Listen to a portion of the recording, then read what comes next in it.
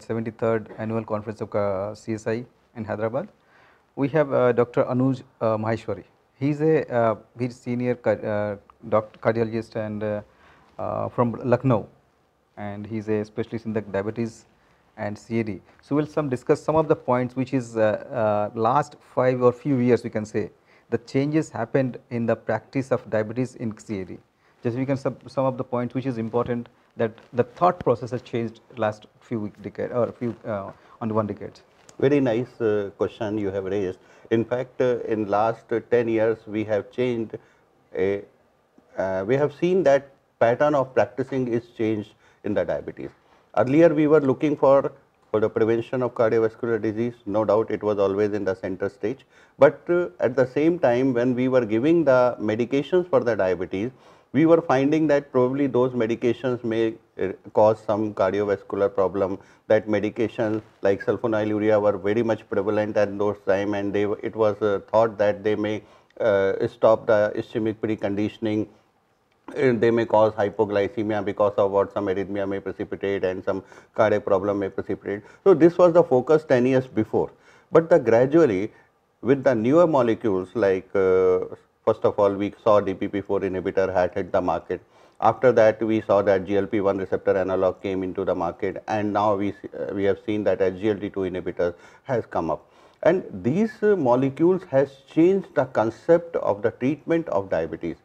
We all know for last many years that once a person develops diabetes, the process of cardiovascular insult in the form of the endothelial dysfunction starts 20 years before. And atherosclerosis starts 20 years before the occurrence of diabetes. Sometimes it also happens that person gets heart attack before the development of the diabetes. Today the person has got the heart attack and he is having no diabetes. After 2 years or 3 years he developed diabetes, but the heart attack is related to that diabetes. Yes. So for this thing, these molecules has come up as a wonderful choice, especially the SGLT2 inhibitor, because SGLT2 inhibitor is a molecule that can be given even if your blood glucose level is not raised. This is now recommended by multiple authorities to be given in non-diabetics also if the congestive heart failure or heart failure kind of the things are there.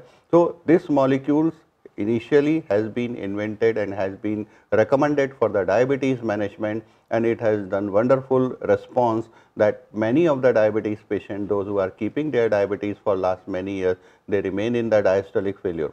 And once this molecule has been given, they got the tremendous benefits in their general condition, in their symptomatology, in their glucose control. But once it has been seen that this molecule is wonderfully reducing the failure, then it has been primarily now being focused towards the heart failure, and reduction of the glucose has been now an associated evidence or associated benefit which can be which we can get while giving the SGLT2 inhibitor. So this much of the change, what I can say, that this is a change that everything has been reversed. Yes, the yes, drug yes. which was initially supposed to be for the diabetes management, now it has been supposed to be the heart failure management primarily. So this is the biggest change what I usually see in last 10 years has occurred.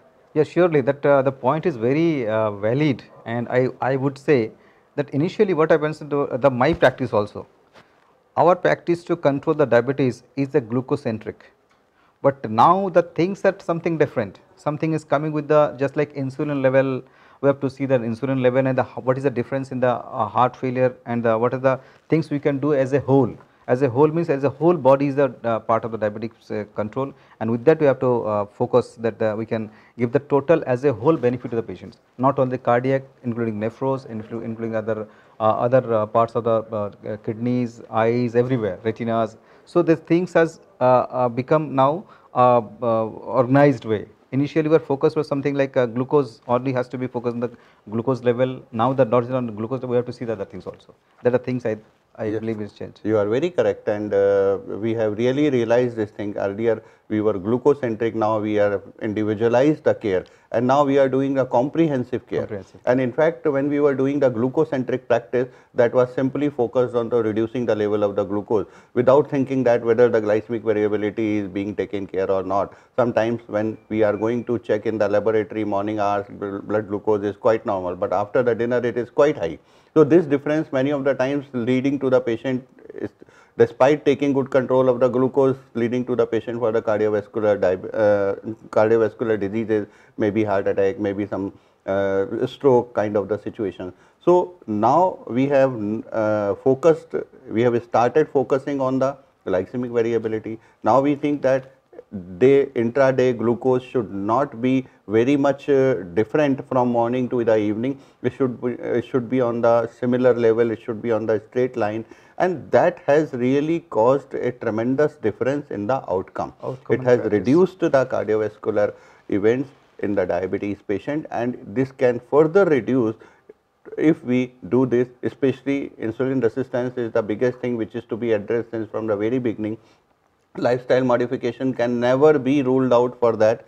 This is to be done since from the very beginning. I must say that the people, those who are the first degree relative of the patients of the diabetes, they should be offered lifestyle modifications since from the very beginning of their life. Means when the kids are in the 6th, 7th, 8th of the class, they should start working on reducing the weight. They should start working on reducing the waist size, as well as do the exercise, making the exercise a everyday affair.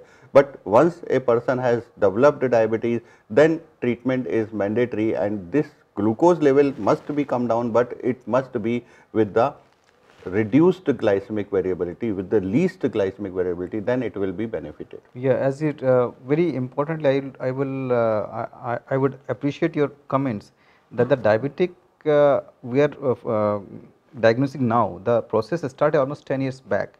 That means the process, somebody is nowadays, as you heard about many young peoples, or many actors, and they are dead because of heart attack or something like that. Recently, the Siddharth Shukla. So the things are very clear that it is not that many things can be. We don't know the total picture of the anybody is dying. The maybe another important factor that he must have something, the process of diabetes, that is insulin resistance, that may have started, but the glucose level it is not there. So because earlier we were in the glucocentric treatment, now we should think of in different way that patient is having some issues, then you have to find out the reasons. Maybe there's something else which is we don't know the reasons of HOMA or I and insulin resistance or level of insulin. That can also guide something that we maybe in the cases of insulin resistance, but the sugar levels may be normal.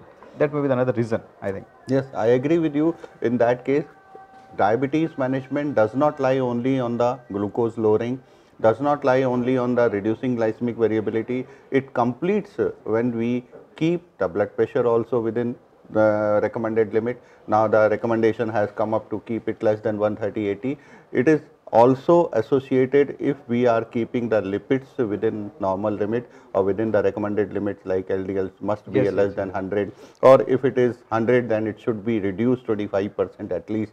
So these are the things which must be taken care. Then comprehensive care of a diabetes patient can be completed, and then only we can avoid the adverse cardiovascular events which are occurring more in the diabetic patient. Almost 80% diabetic patient dies because of the cardiovascular problem, not other complication. So we had a very good discussion with Dr. Anuj Maheshwari, and I think now we can get a conclusion with this his word that three things have come in my mind. That one thing is now we have to focus not only the glucocentric but also the comprehensive treatment, first point. Second thing, that we should add on other parameters also, not only the glucose level, insulin level, and this insulin resistance. This all parameter has to be come together. And third point is along with the others treatment, just like lipid level, blood pressure control, and definitely there is no options for the lifestyle modification that has to be taken care of, I think. And if there is no other matter, we can conclude. Thank you very much. Thank you.